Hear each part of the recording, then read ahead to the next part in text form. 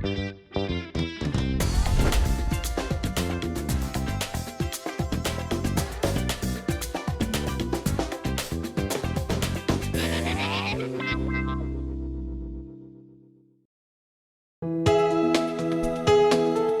방송에서 제공하는 부동산 정보는 투자 판단에 대한 조언입니다.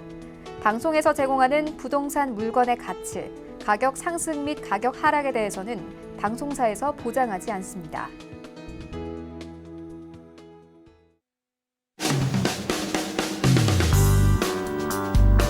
안녕하세요. 알짜배기 부동산 투자 알부자 진행의 강주리입니다. 지난 주말부터 기온이 올라가면서 완연한 봄이 좀 찾아온 것 같습니다.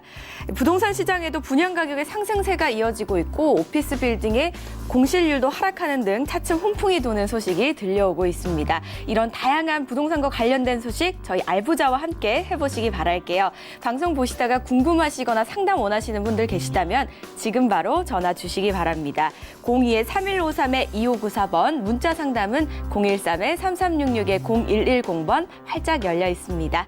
오늘 함께 하실 분 바로 만나보도록 하죠. 황스인베스트의 황진현 대표 자리하셨습니다. 안녕하세요, 대표님. 네, 안녕하세요. 반갑습니다. 네. 인사 말씀 부탁드릴게요.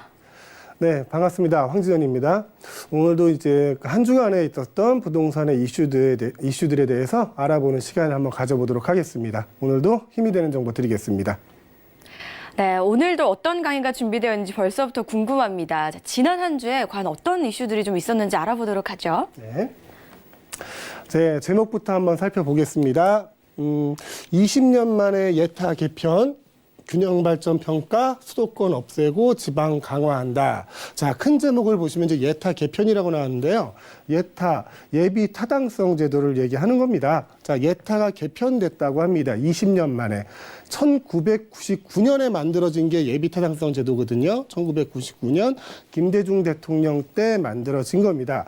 이 예비 타당성 제도는 왜 만들어졌냐면 선거철이나 이제 대통령 선거하거나 뭐 총선 때 되면 이제 선심성으로 내 지역구에 대해서 그 예산을 많이 찾아가고 많은 사업이 이루어지고 이런 선심성 예산을 좀 막기 위해서 대규모의 정부 투자가 들어가는 사업에 대해서는 뭐 경제적으로 정책적으로 이게 맞는 것인가 타당한 것인가에 대해서 예비 검증을 한다 해서 예비 타당성 제도를 만들었어요.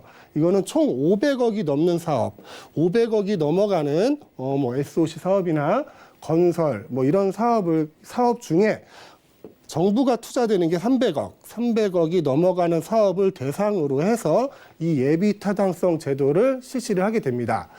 1999년부터 만들어진 이 제도를 가지고 현재까지 849건이 예비 타당성 검사를 받았다고 합니다. 이 중에서 불합격한 게 한 300개 정도 되고요. 이 이전에 1999년 이전에 5년 동안 뭐 34건인가의 국책 사업이 있었대요. 근데 거기서 탈락된 사업이 단 한 건밖에 없었답니다. 자, 그 정도로 국책 사업이 선심성으로 많이 그 자금이 유출되고 있을 때 이 예비 타당성 제도를 실행함으로써 많이 좀 재원을 아꼈다. 이 제도는 성공적이었다라는 평가를 들을 수 있을 것 같아요. 자, 이 예비 타당성 제도가 1999년에 만들어졌는데 현재는 2019년이잖아요. 10년이면 강산도 변한다는데 강산 2번 바뀔 동안 아무것도 안 바뀐 거죠. 그래서 현실적인 조건에 지금 맞지 않다. 그래서 이 예비 타당성 제도를 고쳐야 한다. 개선하는 방향이 나와야 한다라는 얘기들이 많이 있었어요. 근데 요번에 드디어 개선이 되게 됐습니다. 자, 그러면 정확히 어떤 부분이 어떻게 개선이 됐는가 한번 살펴보도록 하겠습니다. 일단 예비 타당성 제도라는 거는 종합평가 점수가 있어요. HAP라는 이 종합평가 점수가 있는데 이게 0.5포인트를 넘어가야 합격선이라고 합니다. 0.5포인트를 넘어가야 되는데 기존에는 자, 경제성, 정책성, 지역 균형 발전 이 세 가지 항목을 가지고 점수를 줬습니다. 자, 35%에서 50%를 경제성에 부여를 했고요. 정책성에 25에서 40%를 부여를 했습니다. 그리고 지역 균형 발전이라는 이름으로 25%에서 35%를 부여를 했는데 이게 어떻게 바뀌었냐면요. 자, 수도권 지역 사업에 대해서 지역 균형 발전 평가 항목을 없앴다고 합니다. 없애고 경제성 평가의 비중을 대폭 늘리는 거죠. 자, 보시면은 현행 경제성 그 평가 항목이 35에서 50%인데 이 파란색이 수도권이에요. 파란색이. 자, 60에서 70%로 올립니다. 자, 수도권 지역에 대해서는 이제 경제성을 훨씬 많이 보겠다는 거죠. 그리고 비수도권 지역에선 30%에서 45%로 경제성 항목을 더 내렸습니다. 내리게 되니까, 자, 내리게 되다 보니까 이제 그 지역 균형 발전이란 이름으로 해서 그 수도권 지역을 평가했던 게 있어요. 이 점수가 마이너스 9점부터 플러스 9점까지 있는데, 여기서 이제 수도권 지역이나 지역 내 이제 대도시들은 대부분 감점을 받았던 거죠. 감점을 받아서 똑같은 사업을 진행한다고 해도 비수도권 사업에 비해서 많이 밀려왔던 게 사실이에요. 그 대표적인 예가 신분당선이나 뭐 GTX 비노선 이런 사업들인데, 그런 기준의 사업들에 대해서 지역 균형 발전 점수를 아예 없앤다는 거죠. 현재 36개 정도의 지역이 지금 감점을 받고 있습니다. 감점을 받고 있는데, 이 점수를 아예 없애기 때문에 수도권 지역 내에서 이제 앞으로 이루어지는 사업들은 좀 탄력을 받을 수 있지 않을까 싶습니다. 자, 다음은 어떤 게 바뀌냐? 사회 간접 자본 SOC라고 부르죠. 사업의 종합 평가 HAP, 아까 말씀드렸던 거요. 0.5를 넘어가야 사업의 사업성이 있다라고 판단을 하는 거. 단계에서 수도권과 비수도권의 평가 기준을 달리 적용하고 가중치도 조정한다. 자, 아까 말씀드렸던 이거 지역 균형 발전 요 내용이겠죠. 자, 가감제로 이루어졌다는 거는 마이너스 9부터 플러스 9까지 저기 지역 균형 발전 그 단계에서 수도권 지역에 있는 그 도시들이 그 지역들이 많이 마이너스 점수를 받아서 사업 자체가 통과를 못했던 그런 경우들을 달리 적용을 하고 가중치도 조정을 해서 수도권 지역의 사업도 이제 속도를 낼 수 있겠다라는 것으로 해석을 해도 되겠고요. 자, 비수도권에서는 경제성 평가 가중치를 낮추고 지역 균형 평가를 높인다. 자, 비수도권에서는 일단 인구가 수도권보다 많지 않잖아요. 많지 않다 보니까 그만큼 경제성이 떨어질 수도 있겠고요. 이용하는 그 인구의 수도 줄어들기 때문에 그 필요성이 떨어질 수 있겠는데, 자, 경제성 점수를 외려 낮췄거든요. 현행 50%까지 해서 45%까지도 낮추고요. 지역 균형 발전을 비수도권은 30에서 40%의 가중치를 줍니다. 이거 수도권에는 없는 거잖아요. 그래서 지역에 대해서 국토 지역적으로 균형적인 발전을 위해서 이건 필요하다 하는 사업에 대해서 이 정도의 가산점을 주게 되는 거죠. 자, 이렇게 바뀌는 내용들이 있고요. 다음 내용을 보면요. 예비 타당성 조사 이제 그 평가 체제 개편안이 있습니다. 이거는 좀 또 깊이 들어가는 건데요. 자, 경제성하고 그 지역 균형 발전에 대해서는 방금 전에 설명을 드렸고요. 자, 정책성에 대한 내용도 바뀝니다. 정책성이 현재 25%에서 40%의 비중을 가지고 있는데, 비수도권 같은 경우는 똑같이 25에서 40, 수도권 같은 경우에는 30에서 40%로 5포인트 정도 높아진다는 거죠. 그 내용을 보면 일자리 효과라든가 생활 여건 영향, 그리고 환경성 평가, 안정성 평가 등 이제 사회적 가치라고 부르는 정책 효과에 대해서 따로 점수를 주겠다는 얘기고요. 또 재원 조달의 위험성이라고 나오는데, 이거는 이렇게 설명드리면 될 것 같아요. 대부분의 그 지역 광역시라든가 수도권 지역들은 어떤 그 광역 체계에 대한 교통 분담금을 내게 돼 있습니다. 아파트 분양을 받거나 내가 집을 사거나 그럴 때 그런 분담금을 내게 돼 있는데, 그 분담금 자체로 이런 사업을 한다는 거예요. 예비 타당성 제도의 그 검산을 받는 그런 사업을 할 때 재원 조달 자체가 이미 어느 정도 이루어져 있다면 거기에 대한 만큼은 또 가산점을 주겠다, 이런 얘기가 되는 겁니다. 자, 정책성 내용 이 세 가지 어떻게 바뀌는지 알아봤는데, 이렇게 바뀌게 되면요. 비수도권에서 균형 발전 가중치가 5% 높아지는 거죠. 높아지면서 일부 사업의 통과율이 높아질 수도 있다. 자, 100% 통과된다는 건 아니에요. 근데 비수도권이라고 얘기하면 뭐 서울, 경기, 인천 내 외 지역을 얘기하겠죠. 그리고 또 해당되는 게 지방 거점 도시들이 좀 포함이 될 거예요. 뭐 부산, 대구, 광주 이런 광역시들 지방 거점 도시에 대해서도 좀 플러스 요인이 작용돼서 앞으로는 그 지역에 대한 사업이 통과될 가능성이 좀 더 높아지겠다라는 내용이 되겠고요. 또, 자, 가감점제가 가점제로 바뀌면서 자, 빼고 더하던 점수제가 이제 더하는 점수제로만 바뀌는 거예요. 그래서 수도권 지역의 인천, 그리고 지방 거점 도시, 부산, 대구, 광주, 대전 등에서 혜택을 많이 볼 것이다. 이거는 뭐 위에서도 설명드린 것처럼 지방 거점 도시들은 대도시라는 이유만으로 점수가 많이 좀 깎였던 게 있거든요. 이미 많이 발전이 돼 있으니까 다른 지역에 점수를 더 주자. 이런 그 지역 균형 발전 요거에 따라서 점수를 많이 깎인 게 있는데 그걸 없애니까 지방 거점 도시라든가 이 수도권 내에 있는 도시 경제성 평가가 높아지면서 그동안 미루어졌던 사업 그 사업들이 앞으로 진행될 가능성이 매우 커졌습니다. 이게 예비 타당성 그 개편에 대한 가장 큰 내용이고요. 결론을 말씀드리자면 이 두 가지예요. 여러 번 말씀드렸던 거. 이 수도권 내에서도 그동안 못해왔던 사업이 진행될 수 있겠다. 그럴 가능성이 커졌다. 자, 그러면 지금까지 예비 타당성 그 검사를 받았는데 이걸로 인해서 혜택을 보는 사업이 어떤 사업이 있는지 한번 살펴보겠습니다. 현재 3월 말까지 예비 타당성 조사 대상으로 선정된 주요 사업이에요. 자, 신분당선 광교 호매실 사업. 이게 신분당선 연장 사업이죠. 이것도 말 많고 탈 많은 사업인데 드디어 이것도 될 가능성이 높아졌습니다. 그리고 제2경인선 광역철도 사업. 이것도 수도권 내에서 이루어지는 사업이라 예비 타당성 그 제도 하에서 통과되기가 좀 어려웠던 사업인데 이 개편을 통해서 통과될 가능성도 높아졌고요. 경전철 전철화 그리고 문경 김천 서울 양평 계양 강화 등등 이런 사업들이 이제 통과될 가능성이 높아졌습니다. 자, 새 지침이 적용되면 수요가 있지만 경제성이 다소 떨어진다는 이유로 지방 광역도시의 각종 SOC 사업이 특히 활성화될 거라고 예상을 하고 있습니다. 자, 지방의 대도시들은 지역 균형 발전 점수에서 마이너스를 받았거든요. 그 항목이 없어지니까 앞으로 진행될 확률이 높아질 것이고요. 다음은 자, 2기 신도시 등의 광역교통망 사업에도 청신호가 켜졌다. 대표적으로 신분당 연장선과 GTX B 노선이 있다라는 내용인데, 자, 우리가 신도시 얘기를 하다 보면 이제 2기 신도시를 빼놓을 수가 없죠. 자, 1기 신도시가 우리는 뭐 판교, 분당, 일산 요런 도 생각하시면 되고요. 2기 신도시 같은 경우는 이제 뭐 인천 검단이라든가 한강 신도시라든가 뭐 화성 동탄 그리고 뭐 송파 위례 요 정도 생각하시면 될 텐데 이 2기 신도시를 개발을 할 때 정부에서 약속한 게 있어요.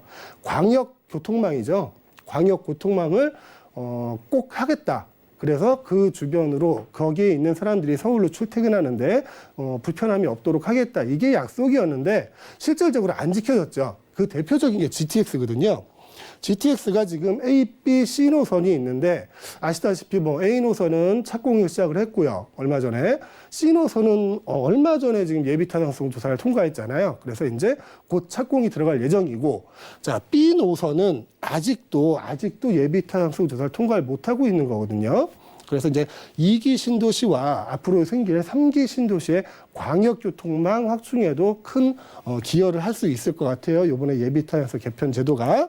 자, 보면은 가장 혜택을 보는 게 이런 거네요. 신분당선 연장선, 그리고 GTX B 노선. 예비 타당성 검사 제도를 통과할 가능성이 많이 높아졌고요. 그렇게 된다면 이 지역의 GTX B 노선이나 신분당 연장선을 통해 있는 그 주변 지역의 부동산들도 혜택을 볼 수 있겠죠. 그러면 GTX B 노선을 한번 살펴볼게요. 다 살펴보면 너무 많이 걸리니까 한번 살펴보겠습니다. 자, 이 운정 지역에서 출발하는 게 A 노선입니다. 그리고 의정부에서 출발하는 게 이게 C 노선이죠.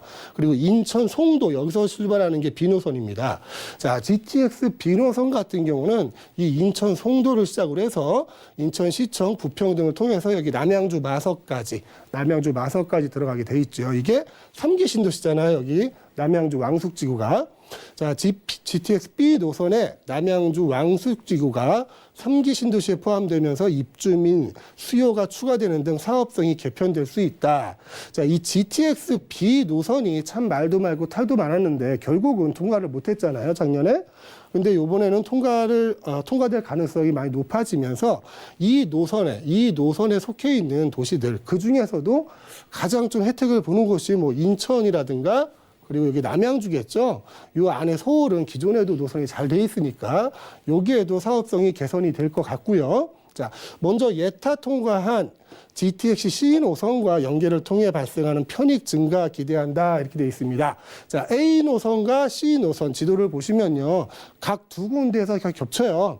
서울역 그리고 청량리 그리고 요 밑에 역에서도 각 노선마다 두 번씩 겹치게 돼 있습니다. 그러다 보면 C 노선, A 노선 환승도 가능할 거고요. 그런 이제 교통 체계에 대한 그 편익 증가도 기대할 수 있을 것 같습니다. 자, 마지막으로 GTX B 노선의 시작, 인천 웃음꽃 이런 말이 있는데 좀 노골적이죠? 인천 웃음꽃. 근데 웃을 수 있을 것 같아요.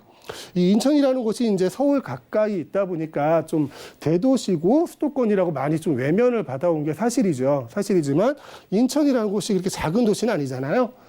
그리고 생활권이 한 3분의 1 정도는 서울을 생활권으로 하고 있는 지역이고요. 그래서 송도를 시작으로 해서 이 서울까지 바로 들어갈 수 있는 이 GTX B 노선이 예비 타당성 검사를 통과하게 되면 그 수혜를 좀 많이 보는 지역이 인천이 아닐까 생각하고 있습니다. 자, 여기까지 예비 타당성 제도 20년 만에 개편이 된다 내용에 대해서 알아봤습니다. 이게 빨리 좀 개편이 돼서요, 또 2기 신도시나 3기 신도시에 입주하시는 분들한테 광역교통망을 좀 더 편리하게 제공할 수 있었으면 좋겠습니다. 이상입니다. 네, 20년 만에 예비 타당성이 개편이 되면서 지역 균형 발전도 좀 기대해 볼 수 있을 것 같고, 특히 그 중에서도 GTX 수혜를 좀 노려볼 수 있지 않을까 이런 생각이 들었습니다.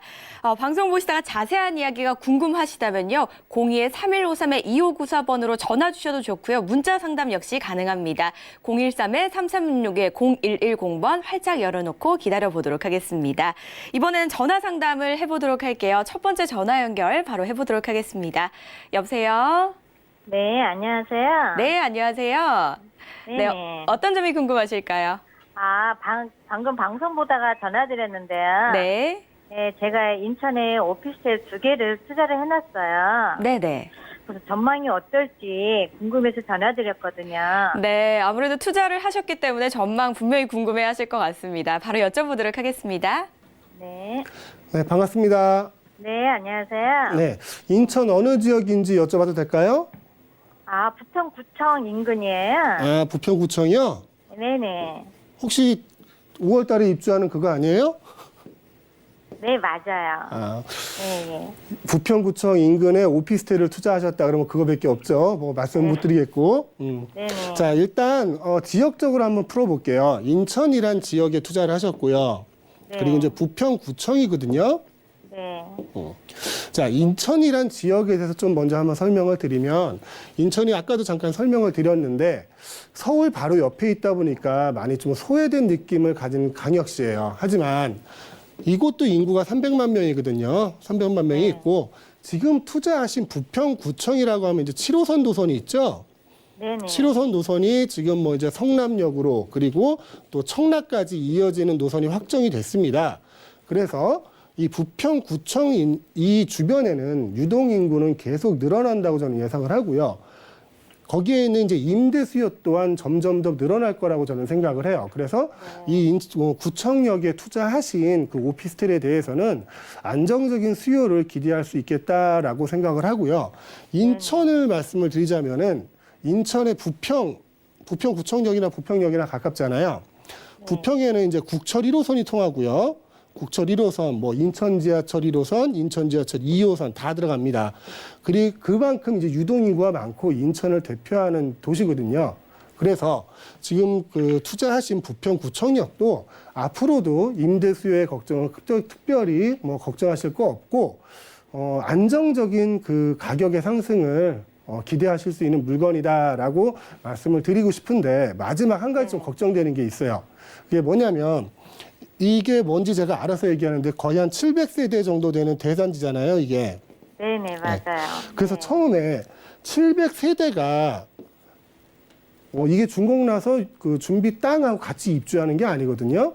이게 순차적으로 여기 700세대가 치워질 거예요. 그래서 짧으면 한 3개월, 길면 한 1년 정도까지 이 임차 수요를 찾는데 좀 고생을 하실 수도 있어요. 워낙 대단지다 보니까. 그래서 요 기간만 좀 버텨내신다면 그래도 안정적인 수요, 가격 상승을 가져갈 수 있는 물건에 투자를 하셨다라고 말씀을 드리고 싶습니다. 아, 네, 감사합니다. 네, 시청자님 투자는 좀 잘 하신 것 같아요. 어떻게 상담 내용 도움 되셨을까요? 네네, 너무 좋아요. 네, 꼼꼼하게 네. 참고해 보시기 바라겠습니다. 네, 감사합니다. 네, 이렇게 자세한 상담 원하시는 분들 계시다면 지금 바로 전화 주시기 바라겠습니다. 02-3153-2594번, 013-3366-0110번 활짝 열려 있습니다. 이번에는 문자 메시지로 상담 내용 알아보도록 할게요. 저희 집에서 현재 장기 임대 사업자를 내고 임대 사업을 하고 있습니다. 서울에 2채, 부천과 김포에 각 한 채씩 임대 건물이 있습니다. 임대 물건이 있습니다. 저희가 내야 하는 종합부동산세 계산은 어떻게 해야 되나요? 라고 이 세금에 관련된 질문을 주셨네요. 아무래도 물건이 좀 많으시다 보니까 세법이 헷갈리실 수 있을 것 같거든요, 대표님. 어떻게 하시면 좋을까요? 예, 바로 설명드리겠습니다. 일단 장기 임대 사업자라는 조건이 붙었고요. 서울에 2채 그리고 김포, 부천에 한 채씩. 자, 조정 지역 내에 2채가 있고요. 그리고 비조정 지역 내에 2채를 쓰시네요. 자, 이거는 기준을 잡으셔야 돼요. 기준이 언제냐면 18년 9월 13일입니다. 18년 9월 13일 이전에 장기 임대 사업자를 내셨다면 이 네 개 다 합산 배제예요. 그러니까 종부세가 안 나온다는 거죠. 종부세가 안 나오는데 18년 9월 14일부터 장기 임대 사업자를 내셨다면 요 서울의 2채는 종부세 대상이 됩니다. 종부세 대상이 되고요. 요 김포하고 부천은 이게 비조정 지역이기 때문에 장기 임대 사업자를 내셨기 때문에 이 2채는 종부세가 안 나와요. 종부세 대상이 아닙니다. 자, 기준을 18년 9월 13일 기준을 잡으시고요. 이전에 장기 임대 사업자를 내셨으면 종부세 대상이 아닙니다. 4개 다. 근데 이 이후에 내셨다고 하면 서울에 있는 2채, 이거 조정 지역 내에 있는 2채는 종부세 대상이 되고요. 자, 김포하고 부천 비조정 지역 내에 있는 한 채씩 그러니까 2채는 종부세 대상이 되지 않습니다. 이해되셨을까요? 네, 기준일에 따라서 종부세 대상이 좀 달라지니까요. 이런 부분들 꼼꼼하게 메모해 두시기 바라겠습니다. 자, 저희 전화 상담 그리고 문자 메시지까지 모두 만나봤는데요. 이외에도 오프라인에서도 상담이 가능하고 강의도 들을 수 있는 자리가 있다고 하니까 바로 소개해 드리도록 하겠습니다. 주제는 아는 만큼 보이는 부동산입니다. 그중에서도 가장 많이 궁금해하실 부동산과 세금에 관련된 내용으로 이루어지고요. 매주 토요일 오후 2시에 강의가 시작이 됩니다. 서울에서도 이루어지지만요. 전국적으로도 강의가 있다고 하니까요. 관심 있으신 분들은 꼭 예약을 하시고 참석을 해보시기 바라겠습니다. 전화번호는 화면에 나가는 전화번호로 전화 주시면 됩니다. 네, 오늘 황진현 대표와 함께 다양한 이야기 나눠봤습니다. 고맙습니다, 대표님. 방송에서 제공하는 정보는 투자 판단에 대한 조언일 뿐 해당 부동산의 가치와 수익률을 보장하지 않습니다.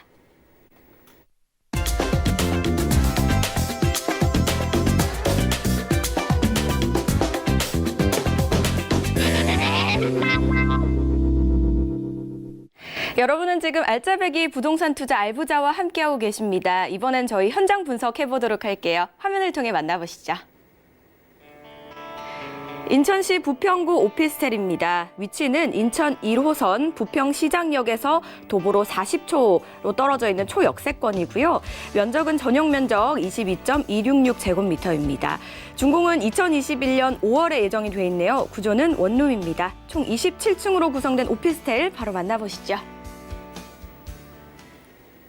지역 분석 도와주실 전문가 나오셨습니다. 박세준 팀장입니다. 안녕하세요. 네, 안녕하세요. 황스인베스트의 박세준입니다.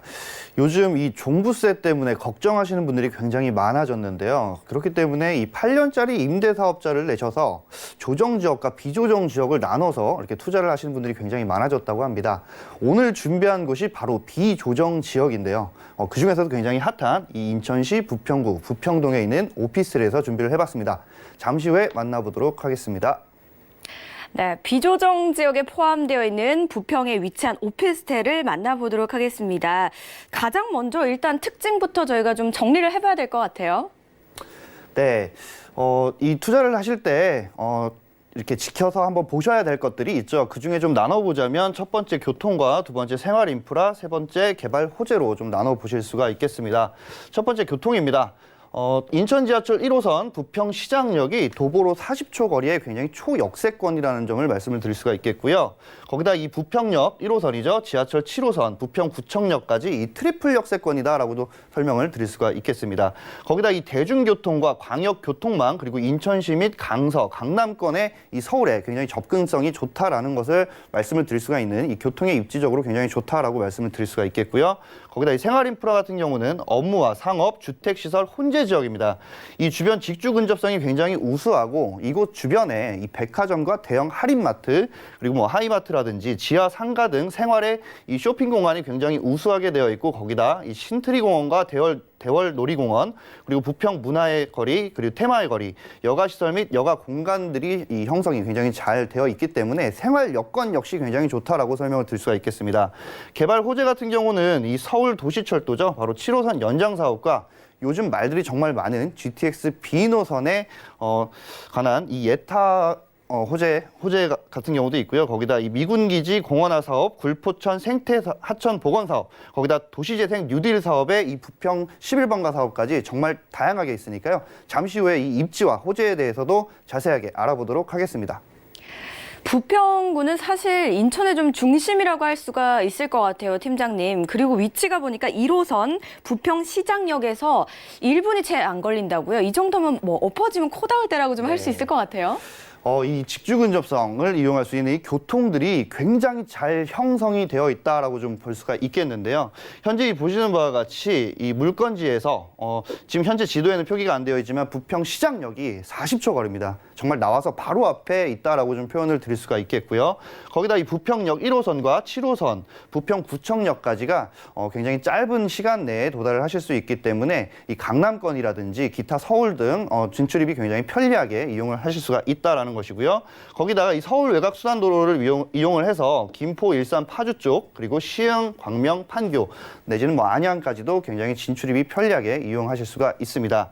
거기다 이 경인고속도로 같은 경우는 이용을 하셔서 서울 이 신월 쪽과 영등포, 양화대교 또는 뭐 여의도 쪽으로도 굉장히 진출입이 편리하게 잘 형성이 되어 있는 광역교통망이 우수한 곳이다라고 좀 설명을 드릴 수가 있겠고요. 다음은 이 지도 내용으로 좀 상권 분석을 해봤습니다. 바로 입지 여건인데요. 입지 여건 같은 경우는 앞서 설명드렸다시피 초역세권입니다. 거기다 이 부평 시장역 오거리 대로변에 위치를 하여 있고 업무와 상업, 주택 시설이 혼재 지역이라는 것입니다. 바로 내 집 앞에, 주택 바로 앞에 업무 시설들이 굉장히 많이 자리를 잡고 있다는 것이고요. 거기다 이 교통 여건 같은 경우는 대중교통, 광역교통망 접근성이 굉장히 용이하고요. 인천시에서 강서까지 가실 수 있는 이 강남권의 서울 접근성 역시 우수한 곳이다라고 설명을 좀 드릴 수가 있겠습니다. 생활 여건은 이 롯데백화점과 롯데하이마트 그리고 이 롯데마트라든지 대형 마트 같은 경우도 굉장히 많은 이 시설물들이 있다라고 좀 설명을 드릴 수가 있겠고요. 이 지도에 보시는 바와 같이 부평 문화의 거리와 이 부평역 지하상가가 인접하여 있습니다. 이 부평 지하상가 같은 경우는 물건지에서 바로 이 앞으로 건너가서 이 지하로 내려가면 바로 있는 곳인데요. 이곳에는 이 세계 기네스북에 등재된 부평 지하상가인데 점포수는 약 1,450개입니다. 굉장히 많은 이 점포수를 자랑하는 곳이고요. 하루 유동 인구만 약 10만 명에서 16만 명으로 굉장히 많은 유동 인구 역시 자리를 잡고 있다라는 것이고 이 부평 테마의 거리 물건지와 굉장히 가까운 곳에 위치를 하고요. 부평 문화의 거리 역시 굉장히 가까운 곳에 있고 부평 재래시장 바로 집 앞에 이 재래시장 역시 잘 갖춰져 있는 곳입니다. 거기다 이 대형 할인마트와 영화관 역시 이 부평역 내에 입점을 하고 있기 때문에 굉장히 근교에서 다양한 이 쇼핑과 장을 보실 수 있는 굉장히 이 유명 지역에서 유명적으로 거듭나고 있는 지역이다라고 설명을 드릴 수가 있겠습니다. 네, 대중교통을 이용하셔서 서울로 가시기에도 굉장히 접근성이 너무나도 좋고요. 또 자차로 운전해서 서울로 가시기 진출입도 매우 편리하다라는 이야기까지 들어봤는데요. 이외에도 생활 편의시설도 참 잘 갖춰져 있는 이 부평 오피스텔, 건물은 좀 어떻게 지어질지 살펴보죠. 네, 이 건물 역시 이 입지나 개발 호재만큼 중요하다라고 좀 보여줄 수가 있겠는데요. 건축 개요에 대해서 좀 살펴보자면 총 층수는 27층으로 굉장히 고층 건물이다라고 설명을 드릴 수가 있겠습니다.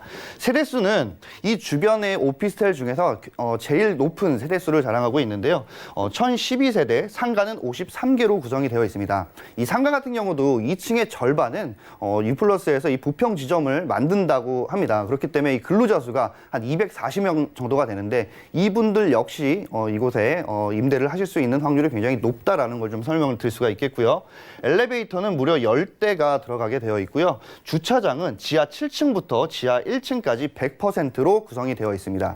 전용 같은 경우는 22.266제곱미터고요. 구조는 원룸, 준공은 2021년 5월 달에 예정이 되어 있습니다.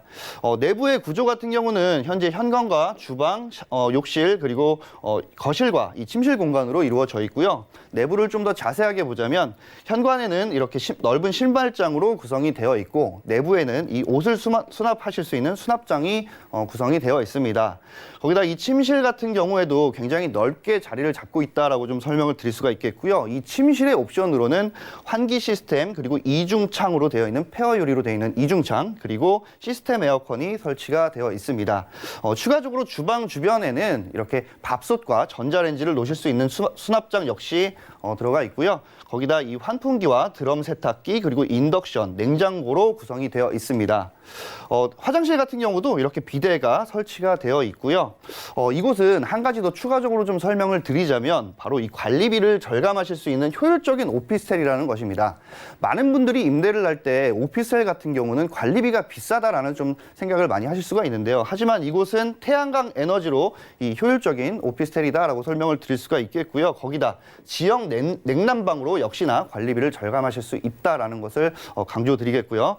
추가적으로 무인 택배함과 코인 세탁실 그리고 피트니스 센터 거기다 내진 설계까지 정말 알차게 잘 지어진 건물이다라고 설명을 드리겠습니다.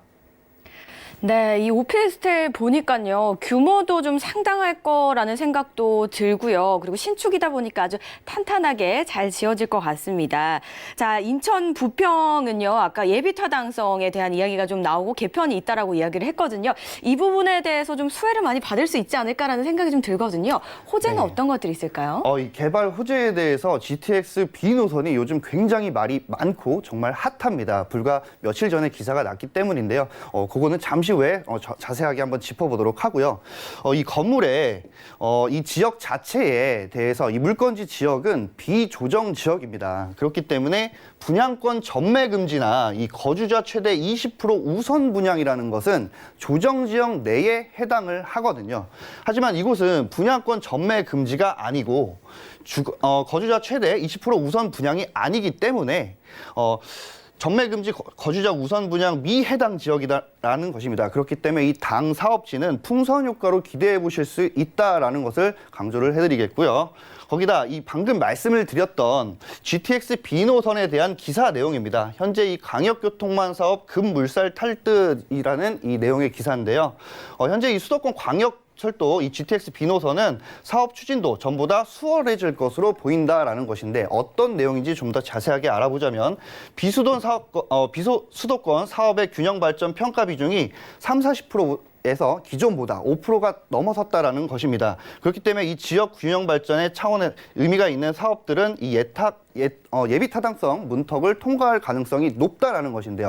자, 그렇게 되면 이 GTX B 노선에 대한 사업 계획은 어떠냐라고 좀 알아보자면 현재 이 송도에서 마석까지죠. 인천시청, 부평, 신도림, 용산, 서울역까지 이어진다라는 것인데 이곳에 송도에서 서울역까지는 27분, 청량리까지는 30분 소요 시간을 대폭 축소 축소를 하실 수가 있다라는 것입니다. 하지만 오늘 설명을 해드리는 곳은 바로 부평이죠. 이 부평에서 서울역까지는 약 20분이고요. 착공 후 준공 시 이 부평 전 지역의 전체적인 집가 상승은 물론이고 거기다 이 프리미엄까지 전망을 해보실 수가 있겠습니다. 자, 다음은 제가 조사한 것 중에 하나가 바로 이 부평구 인구 및 세대의 현황에 대해서 좀 조사를 해봤는데요. 이 그래프에 보시는 바와 같이 현재 기존 예전보다는 사실 인구가 많이 감소가 된 건 사실입니다. 하지만 이건 부평뿐만이 아니라요. 뭐 출산율도 있고 뭐 여러 가지 문제들이 있어서 많은 지역들의 이 인구가 감소가 된다라는 것인데, 하지만 이 세대수 같은 경우는 늘어나고 있다라는 것입니다.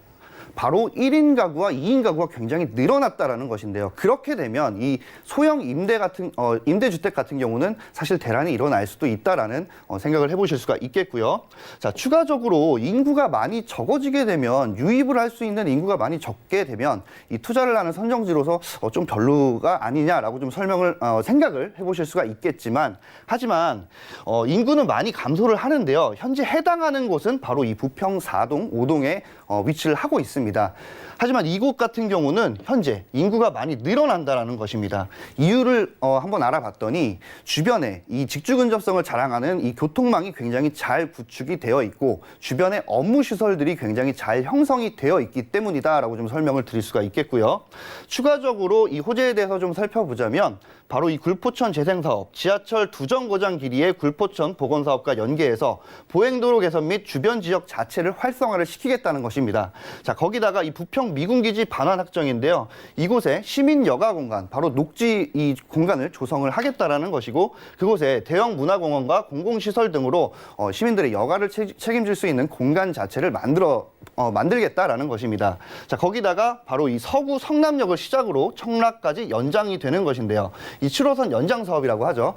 바로 이 7호선 같은 경우는 현재 부평 구청역이 종점입니다. 하지만 이 서울까지 가는 거는 굉장히 편리하게 가실 수 있었지만 부평, 인천 내에 사시는 분들이 청라 지역 쪽, 서구 쪽으로 가시기는 굉장히 불편했었던 거죠. 하지만 이 청라까지도 연장이 된다라고 하니까 굉장히 큰 호재다라고 좀 설명을 드릴 수가 있겠고요. 자, 거기다가 이 한국 GM 부평 공장입니다. 바로 일하는 직원만 약 11,000여 명에 달하고 그 인구들이 굉장히 유동 인구들이 많고 풍부한 임대 수요까지 예상을 해보실 수 있다라는 장점이 있습니다. 자, 추가적으로 좀 더 깊게 설명을 좀 드려볼 수 있는 곳들이 바로 이 부평구 11번가 재생 사업이라는 것입니다. 바로 도시재생 뉴딜 사업인데요. 이 문정권에서 바로 99곳에 되는 이 구도심 같은 경우를 발전을 좀 시키고 쾌적한 환경으로 바꾸겠다라고 이제 발표를 했죠. 그 중에 선점된 도시가 바로 이 부평이다라고 좀 설명을 드릴 수가 있겠습니다. 그곳에는 이 총 1,642억 원으로 굴포천 같은 경우는 이 청계천으로 굉장히 쾌적하게 바꾸고 주변에는 공공시설을 더 확립을 해서 근로자 수를 좀 더 늘리겠다라는 취지입니다. 역시나 굉장히 이 개발 호재로 이어지게 되면 많은 분들이 주변에 소형 임대를 했을 때 굉장히 추가적인 이 프리미엄 상승을 기대해 보실 수 있다라는 것을 좀 말씀을 드릴 수가 있겠고요. 자, 종합을 좀 해보면 GTX 비노선과 이 서울 도시 7호선 연장 사업, 미군기지 공원화 사업, 거기다 굴포천 생태하천 복원 사업, 바로 11번가 사업이죠. 여러 가지 개발 호재들이 연속해서 기다리고 있다라고 하면 이 주변의 건물들의 가격은 어떻게 될까요? 한번 생각을 잘 해보시고 궁금하신 점이 있으시다면 전화 주십시오. 네, 이상입니다. 네, 1, 2인 가구가 증가를 하면서 일단 수요가 풍부할 것이다라는 점 좀 주목을 해보시면 좋을 것 같고요. 2부에도 GTX가 개통이 된다면 교통이 더욱더 편리해질 거라는 점까지 좀 참고해 보시기 바랄게요. 그렇다면 물건 가격 정보도 한번 알아봐야 되겠죠? 네, 현재 이곳의 매매가는 1억 3,800만 원 부가세 별도로 되어 있습니다. 전세 같은 경우는 보증금 1억 3천만 원 예상해 보실 수가 있겠고요. 실투자 금액 800만 원을 예상해 보실 수가 있겠습니다. 월세 같은 경우는 보증금 1,000에 60만 원으로 예상해 보실 수가 있는데 이 주변 시세를 알아보니 비슷하다라고 좀 설명을 드릴 수가 있겠고, 하지만 이곳은 2021년도 5월에 준공이 나기 때문에 앞으로 더 오를 전망으로 보여지고요. 자, 계속해서 대출 예상 금액은 9,800만 원 예상해 보실 수가 있겠고, 실투자 금액 3천만 원을 예상해 보실 수가 있겠습니다. 첫 번째 지역 부평구 오피스텔 만나봤습니다. 더 자세한 이야기는 저희 전화 상담으로 한번 나눠보시죠. 02-3153-2594번, 013-3366-0110번 활짝 열려 있습니다. 부평구 정보 다시 한번 만나보시죠.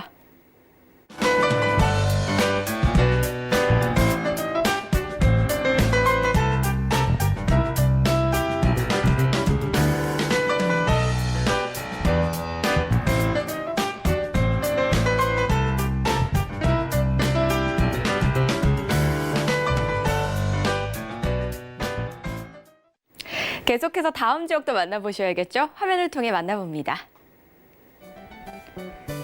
성남시 중원구 성남동 아파트입니다. 위치는 8호선 수진역에서 도보로 2분 거리에 있는 초역세권이고요. 전용 면적 53제곱미터입니다. 준공은 2019년 6월에 완료가 되고요. 투룸이네요. 방 2개와 거실, 주방과 발코니, 욕실로 이루어져 있는 오피스텔입니다. 총 15층으로 구성된 오피스텔 만나보시죠.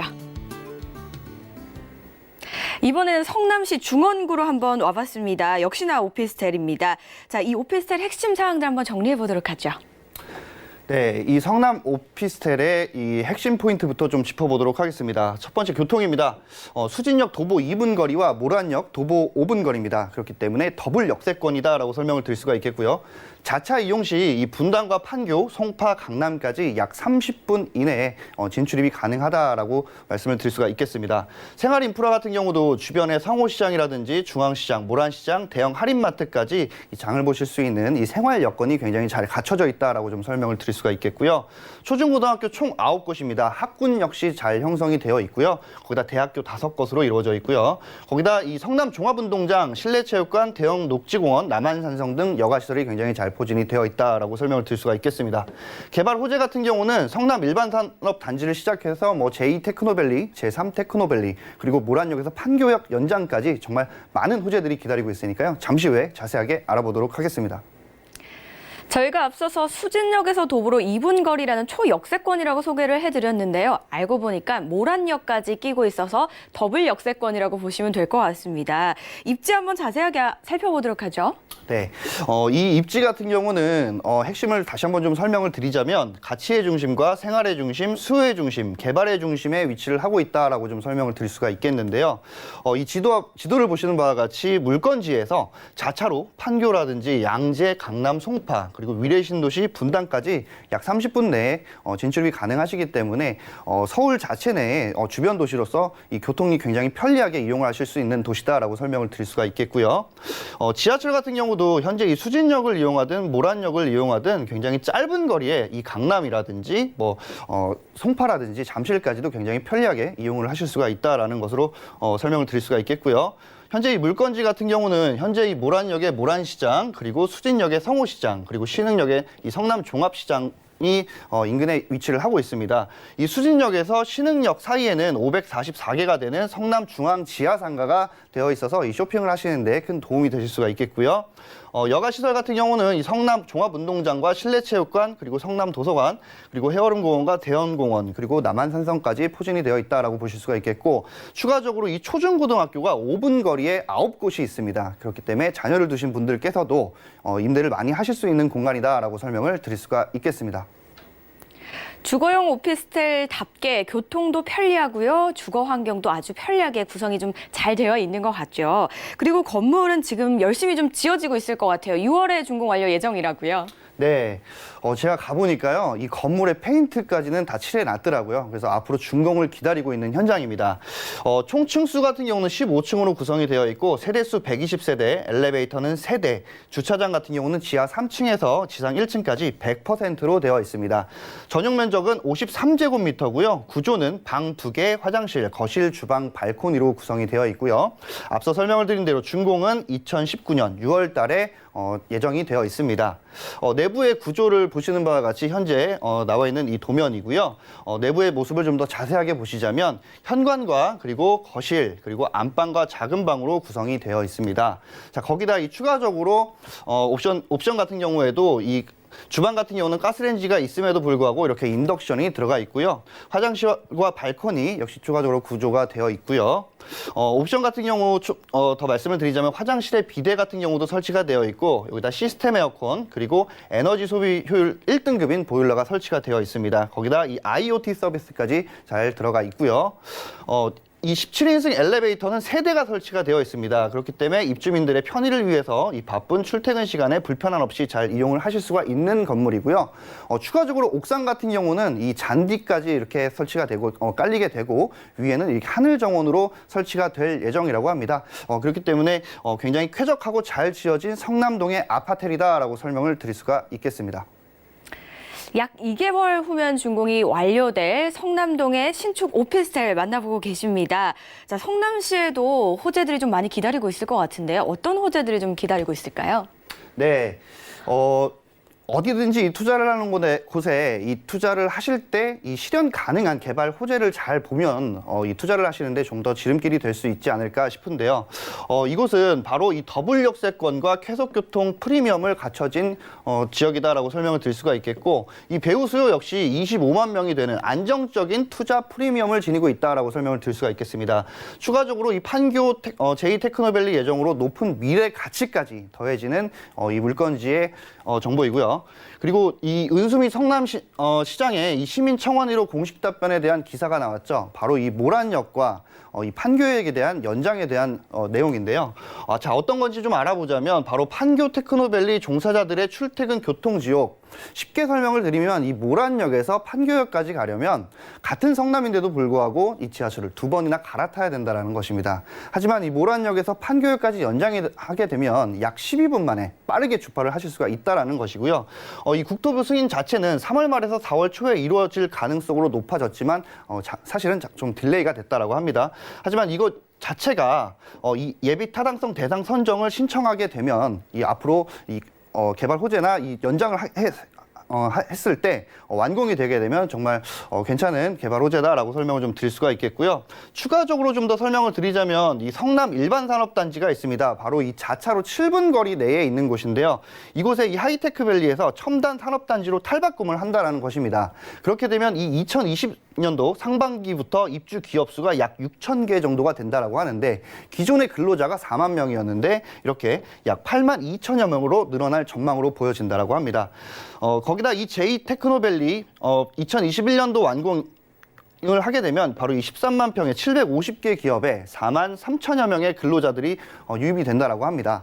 물론 이 판교 주변으로도 많은 분들이 임대를 하시거나 내 집을 마련하실 수 있지만 자체적으로 이 판교는 너무 임대료가 많이 상승이 되어 있기 때문에 이 중원구 자체로 넘어오시는 분들도 굉장히 많다라고 합니다. 자, 그렇게 되면 2023년도에는 약 16만 2천여 명의 인구가 유입을 하게 되고, 당연히 공급 부족으로 임대 수요 상승을 보실 수가 있겠고요. 추후 매매가 상승으로 될 전망으로 보여진다라는 것입니다.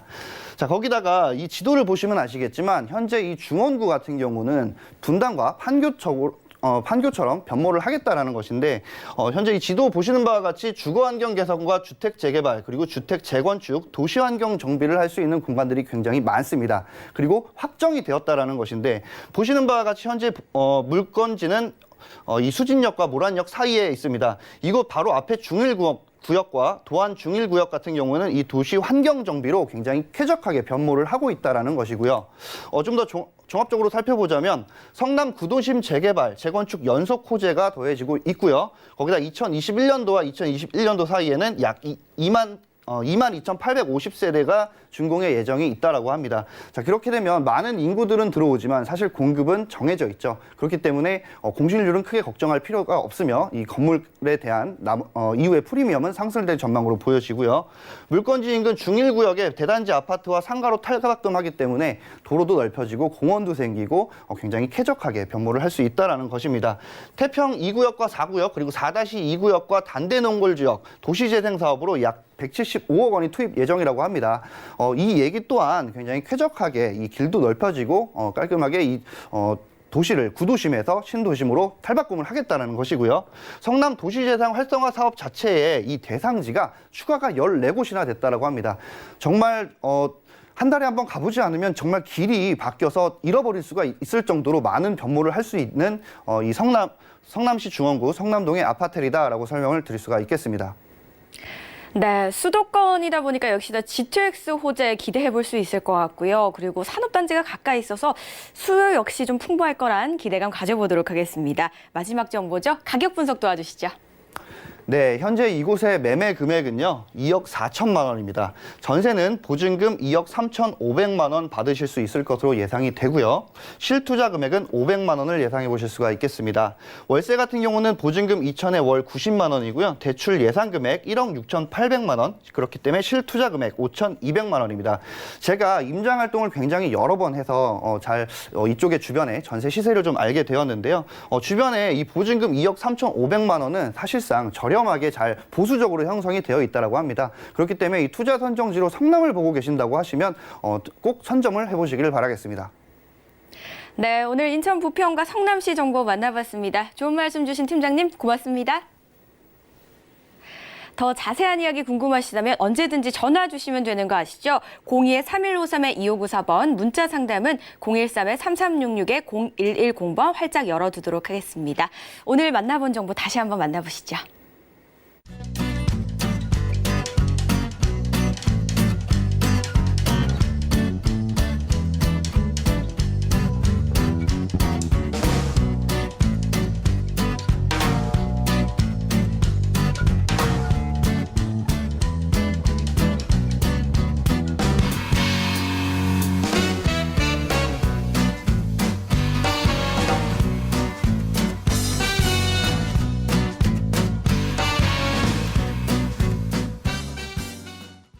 알부자 오늘도 아주 숨가쁘게 달려왔습니다. 본 방송에서 제공하는 정보는 투자 판단에 대한 조언일 뿐 해당 부동산의 가치와 수익률을 보장하진 않습니다.